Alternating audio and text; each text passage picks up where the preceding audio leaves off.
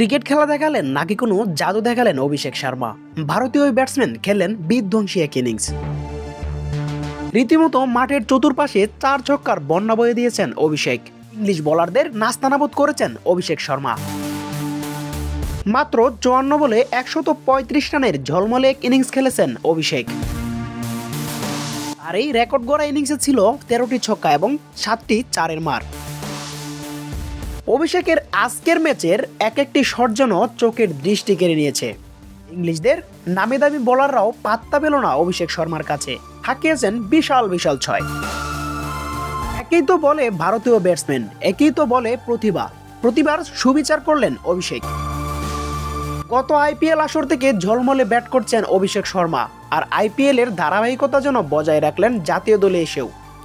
তারই প্রমাণ দিলেন আজকের ম্যাচে অভিষেক শর্মার দুর্দান্ত একটি সেঞ্চুরি। 250 স্ট্রাইক রেটে ব্যাট করে 135 রান করা চারটেখানি কথা নয়। সেটা কি ভারতীয় ব্যাটসম্যান বলেই সম্ভব? ক্রিকেট অনিশ্চয়তার খেলায় যেদিন যাকে ধরা দেয় সেদিন হয়ে যায় সে রাজা। তারই প্রমাণ মিলল আজকের ম্যাচে। অভিষেক শর্মা নাস্তানাবুদ করেছেন ইংলিশ বোলারদের।